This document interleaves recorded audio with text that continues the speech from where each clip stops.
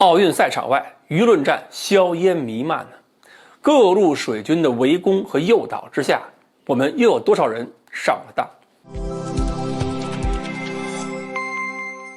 各位网友，大家好，我是刘小飞。今天的冬奥赛场上，谷爱凌无疑是最抢眼的明星了。各家媒体对这位拿了中国第3枚金牌的少女已经是特别的关注，对她的家庭背景、学历、能力做了全方位的报道。这方面我相信大家已经看得很多，不用我啰嗦重复。让我比较感兴趣一点的是，现在美国呢，某些媒体对她的成绩明显带有酸溜溜的情绪。比如说，有的媒体说她是美国培养出来的世界级滑雪选手，然后她背叛美国到中国挣钱来了。另外呢，还有些美国人貌似是悲天悯人的评论，说中国的网络舆论呢是偏激狭隘的，他今天赢了一切都好说，如果今天没有夺冠怎么样呢？就会被中国网民咒骂，就会被排挤，到那个时候他就很容易被中美关系大背景所冲击，就很难处理好一个规划运动员未来在中国发展的前景问题。这些美国媒体刻意塑造了规划运动员必须顶着巨大压力在赛场上必须夺金牌，否则中国人民坚决不容忍的这么一个舆论气氛，仿佛在中国队参加比赛都是被奴役的。其实这不仅仅是泛酸，最终目的是打算营造一个舆论氛围，阻止更多的人回归中国，为中国的成绩披上战袍。让我意外的是呢，就是谷爱凌这个时候还表现出了另一个难能可贵的素质，就是他在社交媒体上亲自下场怼了境外某些人的污蔑，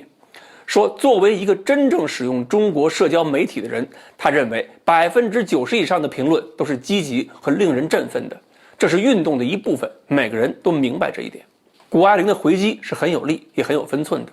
同时呢，他对以前在美国接受的培训也表达了感谢。很明显，他是在消除美国有些媒体刻意创造的对抗气氛，充分体现了他的高智商、高情商。不过我发现国内很多媒体在转发谷爱凌反驳美国媒体的时候少说了一个背景，就是谷爱凌反驳美国媒体的时候还有一段话，就是告诉美国媒体，另一个规划运动员朱毅并没有受到中国政府的任何压力，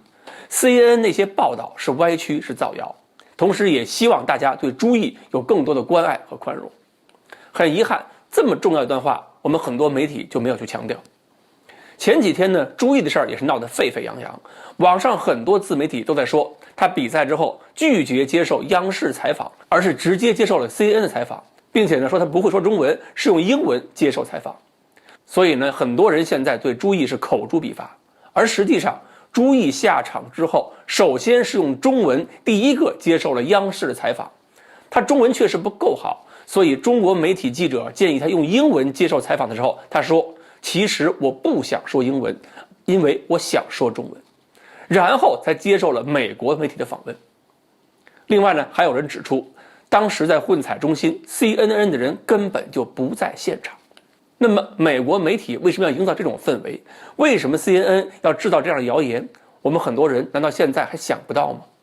葛优同志曾经语重心长地说过，21世纪最重要的是什么？是人才。现在美国发现不少人才已经开始希望把自己的未来放在中国，比如朱毅的父亲朱松纯就是世界上顶级的计算机视觉和人工智能专家。这样的人才规划了中国，他美国能高兴吗？